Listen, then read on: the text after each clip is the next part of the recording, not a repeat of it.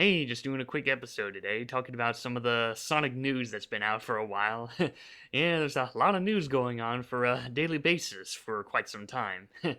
I guess this is Sega's way for making up for that canceled gimmick they had planned for 2020, revealing new Sonic info on the 20th of every month or something.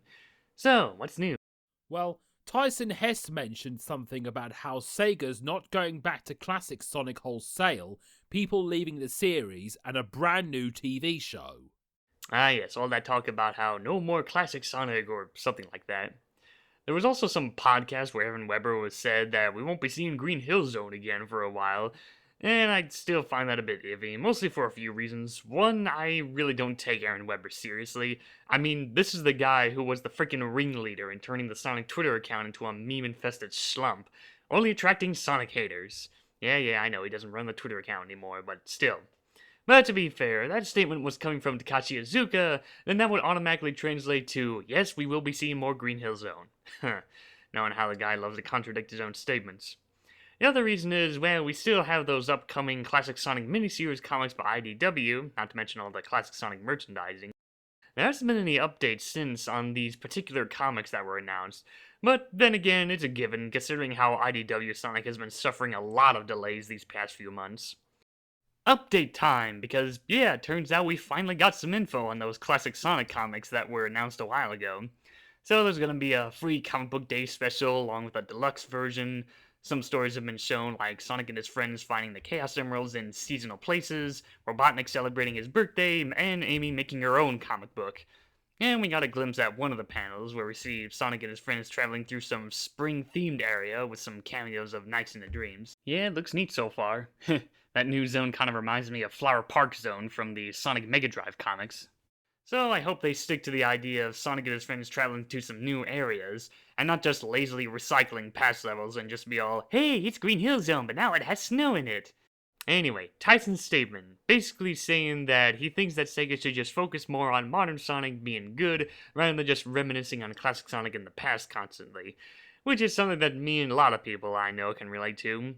So if there's going to be some big movement about keeping classic Sonic doing his own thing and modern Sonic doing his own thing, then yeah, I'm fine with that. We also have news that Sonic voice actors like the current voices for Sonic, Tails, and Amy are leaving, along with Pontac and Graf leaving. So now we're left to wonder who's going to be voicing them in the next game. Well, whoever it is, it's probably someone from the Kingdom Hearts series, because if there's one thing that Sonic and Kingdom Hearts have in common, are the same voice actors. So get ready, folks, for Sonic and the Magical Meme Farts, with Haley Joel Osment as Sonic, Jesse McCartney as Tails, and Gilbert Gottfried as Amy Rose. Joking aside, I can't think of any voice actors who would be fitting for voicing these characters now. And yeah, there's also been the news that Pontav are no longer involved with working on Sonic. Yeah, looking back at it all, there were times I was being pretty harsh on them. I mean, outside of Sonic, I think they're just fine. I'm fine with their work on Happy Tree Friends with its crazy violence, and I remember liking Bump of the Night from back in the day, especially since I've had some people ask me to do that show in Forgotten Media. So yeah, Pontek and Graf's usual writing style is fine, but in terms of writing for Sonic, yeah, still not a fan. And now that they're gone, oh well. Now if only someone could get rid of Takashi Iizuka and Aaron Weber. As far as I know, Colleen is still voicing Tails in the Sonic sequel movie, so it's still up in the air if she's still voicing Tails in the games. She and the voice actress for Amy are fine. I didn't mind Roger Craig Smith as Sonic in colours, as he kinda sounded like a surfer dude or a Ninja Turtle, but I did find his performance a bit one-dimensional in Sonic Forces, and I didn't like how he was written in Lost World. He was pretty good in Sonic Boom. Ah, neat. I thought Colleen was fine as Tails. Sydney started off pretty rough in Free Riders and Generations, where she was basically trying to channel her inner Minnie Mouse impersonation for voicing Amy. But in later titles like Boom and Forces, she started to sound better. Well, that's Sonic's voice actors for you. Have a rocky start at the beginning, then they finally improve upon it, only to have it be taken away from it all. And as for Roger, I like the idea of Sonic sounding older, if he was given a better script and better voice director to work with. Whenever I hear Roger's portrayal of Sonic, he always comes off as very smug and arrogant to me, or sometimes just sounding very dull, especially in the Sonic Boom TV show where he sounds like he's either bored out of his mind or just very grumpy about something. Recently, he clarified on why he wasn't voicing Sonic anymore, basically saying that he left on his own accord rather than all those rumors about him getting fired. I also don't mind how they change the voice actors every several years, as it's like how us Brits get to have new incarnations of Doctor Who and James Bond to keep the series fresh, and it's why they lasted so long. Or like how it treated the new movie versions of Batman and Spider-Man, so that we have a personal favourite of how these actors portray these roles. I'm amazed that Mike Pollock survived 2 casting changes, as he is so iconic as Eggman he pretty much made the role his own. Yeah, it's amazing how Doctor Who went through so many actors over the years. And I do like them all for like different reasons and such. I don't really have one that I dislike the most. Some of my favorites being Patrick Troughton, Tom Baker, and Matt Smith's portrayal of the character. Yeah, they were all great. Ah, poor Colin Baker. Not the worst Doctor out of the bunch, it's just that a lot of his stories weren't that great. Although I've heard his character was treated better in the audio dramas. And don't ask me about the 13th Doctor because I haven't really seen any episodes starring that version of the character. I'm still trying to catch up with modern Doctor Who with the streaming services. I am hoping that Ben Schwartz gets to be the new official voice of Sonic, as he was great in the movie, and it could happen, as Jason Griffith voiced Sonic in the Sonic X anime before becoming the official voice in the Sonic games during the mid to late 2000s. Or why not get an actual young actor to voice him, as Sonic is supposed to be a teenager, like maybe Tom Holland acting like a snarky, fast-talking kid. Then again, he might be too busy playing Spider-Man to do that. Or wishful thinking, bring back Jaleel White to pander to the 90s crowd. He was alright in the Sonic fan film. Yeah, he sounded alright in the fan film. A little older, but still had the energy to still play Sonic after all those years. I have no thoughts on who would replace Amy, but I'm hoping Tails will sound like how he sounded in the adventure games. I still remember his voice in Sonic Heroes, where it sounded like they got someone's 5-year-old to voice him. Yeah, that Sonic Heroes voice actor for Tails was, pretty bad. Well, that's kid actors for you. They're always a gamble to try and find a good one. Although I did like the kid voice actor that did Tails in Adventures of Sonic the Hedgehog, I always consider him as the best kid voice for Tails in Sonic media. But yeah, back to the whole deal with current voice actors leaving. People have already made tons of fan art for Roger Sonic on Twitter and such. In a way, it kind of triggers my bitterness, mostly because I never saw any of that stuff happen when the previous Sonic voice actors left. I mean, hell, I remember when Jason Griffith stopped voicing Sonic, people were more relieved to see him go rather than making tribute out of him. To be fair, Twitter wasn't a thing back then, and most voice and movie actors don't hang around on other online social medias like Facebook, Tumblr, and MySpace, so people weren't given quick updates on who was leaving who. Well, okay, you have a point there. During Jason's time, the internet was more at a middle area, so not as primitive as it was in the 90s, and not as super high-tech as it is now. And yeah, like you said, Twitter's the most popular site for voice actors and other movie actors to hang around on social media. Even so, I'll always consider Roger to be one of the weaker Sonic voices out of the bunch. Of course, most of that is blamed on bad writing and bad voice directing. But hey, at least he was a lot better than Meg Inglema's portrayal of the character. I'm Sonic. Click on me for help. In other news, the Sonic the Hedgehog movie is getting a sequel. Maybe we'll get answers to why Tails needed to find Sonic. Is Longclaw still alive? What are the Echidna's true purpose with Sonic and his powers? Will Tom get shafted by Tails as Sonic's new best friend, causing a rivalry between the two? How will Robotnik get back?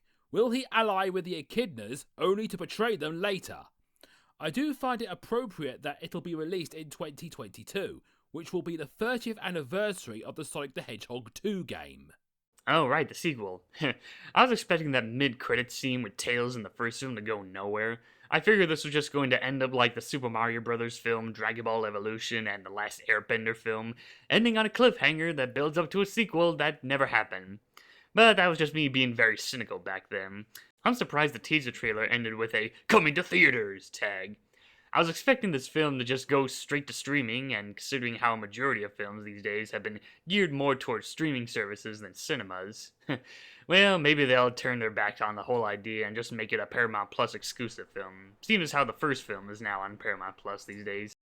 Either way, no matter what happens, one thing that is definitely going to happen is that the sequel is going to get delayed. It will happen, because ever since Sonic Boom Fire and Ice, every other Sonic title has been delayed these past few years that it's not even funny.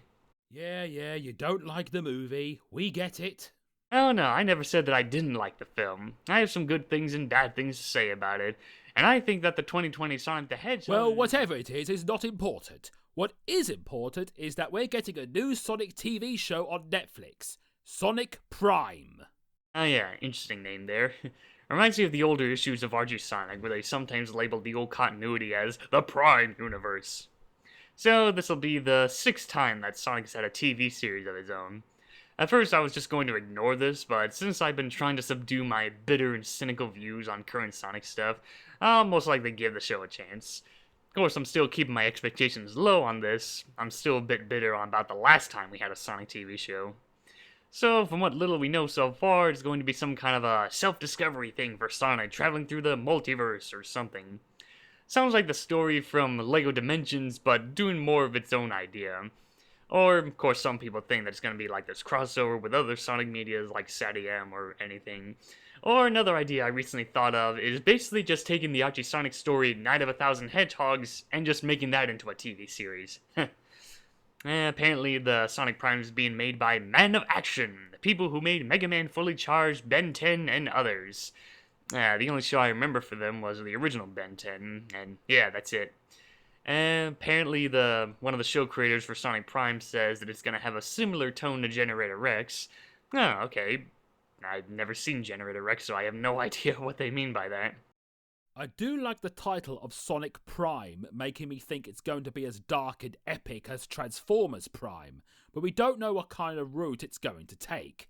If it's going to be set in the games universe, we might see characters from the IDW comics finally getting an animated appearance. And if it's a multiverse, what if we might see crossovers with Sonic from other continuities like comics and cartoons?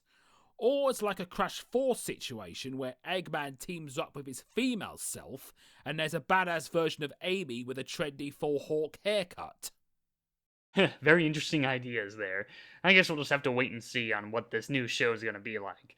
So yeah, lots of new Sonic content that's been announced, and yet people are still complaining on where the games, where the games, where the games.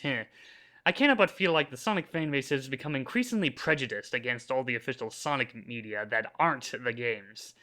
And I'm just not really into that, because, I mean, at least there's some form of official media that's been keeping Sonic alive. And heck, you could argue that the official Sonic TV shows and films and whatnot, they do a lot better than the actual games do. But sure, a majority of the stuff that we talked about are just stuff that hasn't been released yet, they've just been announced, so people have just become very impatient about it. As for the ongoing IDW Sonic comics, well, sad thing is, it's just common knowledge in the Sonic fanbase that nobody reads the Sonic comics. Yeah, it took me a while to bury the hatchet and just accept that fact. Well, I think we talked long enough, so we'll just end the video here. Cheerio!